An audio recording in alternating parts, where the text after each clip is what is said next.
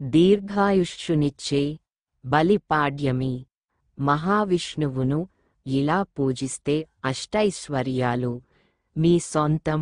వ్యాసమహర్షి రచించిన ప్రహ్లాద పురాణం ప్రకారం ప్రహ్లాదుని మనవడే బలి చక్రవర్తి. పరమ విష్ణుభక్తుడైన తాత ప్రహ్లాదుని ఒడిలో ఆటపాటలతో అతని బాల్యం గడవటం వల్ల బలి చక్రవర్తికి విష్ణుభక్తి అబ్బింది.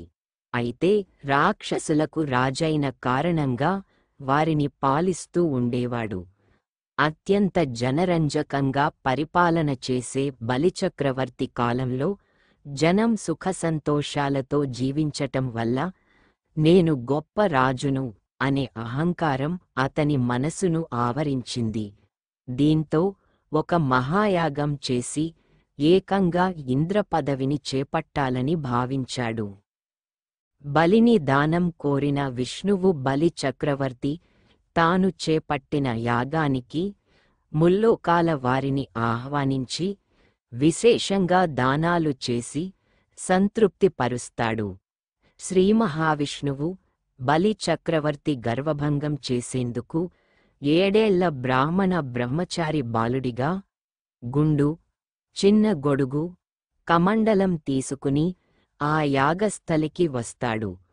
ఆ బాలుడిని చూసిన బలి చక్రవర్తి అందరిలాగే ఇతనికి దానం ఇస్తానని అంటాడు. శుక్రాచార్యుని హెచ్చరిక.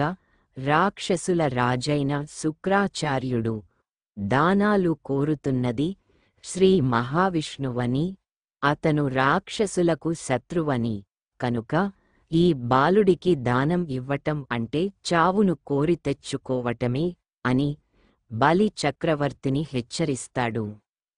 అందుకు బలి, అదే నిజమైతే అంతకంటే అదృష్టమేమున్నది? అందరికీ అన్నీ ఇచ్చే విష్ణువుకు దానం చేయటం నాకెంత అదృష్టం అంటూ గురువు వారించినా వినకుండా వామనుడిని ఏం కావాలో కోరుకోమని బలి అడుగుతాడు.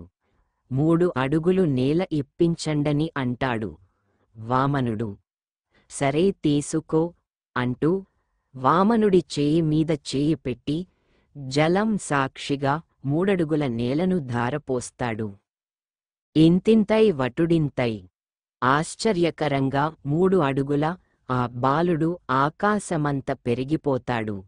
ఆ త్రివిక్రముడు ఒక పాదం భూమ్మీద, మరో పాదం ఆకాశం మీద నిలిపి 3వ అడుగు ఎక్కడ పెట్టాలి అనగా బలి చక్రవర్తి మోకాళ్లమీద కూర్చొని నమస్కరించి స్వామి నా తలపై పెట్టు అని అనగా వామనుడి రూపంలో ఉన్న విష్ణువు బలి తలపై పాదం మోపి అతడిని పాతాళానికి అనగదొక్కుతాడు.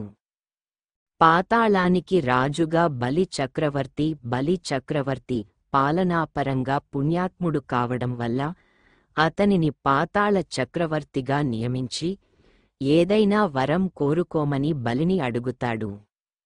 అప్పుడు బలి చక్రవర్తి తనకోసం కాకుండా మానవుల కోసం తాను దానం చేసిన 3 అడుగులకు గుర్తుగా ఏటా 3 రోజులు ఆశ్వయుజ బహుళ చతుర్దశి, అమావాస్య, కార్తీక పాడ్యమి నాడు భూలోకానికి తాను రాజుగా ఉండేలా అనుగ్రహించమని కోరుతాడు. అంతేకాదు ఆ 3 రోజుల్లో ఎవరు దీపాలను వెలిగించి దానం చేస్తారో వారికి సకల సంపదను అనుగ్రహించమని బలి విష్ణువును కోరగా విష్ణువు అనుగ్రహిస్తాడు. అందుకే బలిపాడ్యమి పూజ ఆ విధంగా తాను పాలించిన భూమిని చూసేందుకు ఈ 3 రోజులు సాయంకాలం వేళ బలి చక్రవర్తి విష్ణువుతో కలసి వస్తాడట. అందుకే ఈ 3 రోజులు ఆ వేళకి ఇంటి ముందు శుభ్రం చేసి ముగ్గులు వేసి దీపాలు పెడతారు. ఈ వేడుక చూసి తన ప్రజలంతా సంతోషంగా ఉన్నారని సంతోషపడి తిరిగి బలి పాతాళానికి వెళ్ళే ఈ రోజునే బలి పాడ్యమి పేరుతో జరుపుకుంటున్నాం. అందుకే బలిపాడ్యమి రోజు సాయంత్రం దీపాలు వెలిగించి దానాలు చేయడం సంప్రదాయంగా వస్తోంది. రానున్న బలిపాడ్యమి రోజు సాయంత్రం మనం కూడా దీపాలు వెలిగించి దానధర్మాలు చేద్దాం, దీర్ఘాయుషును, అష్టైశ్వర్యాలను పొందుదాం. జై శ్రీమన్నారాయణ.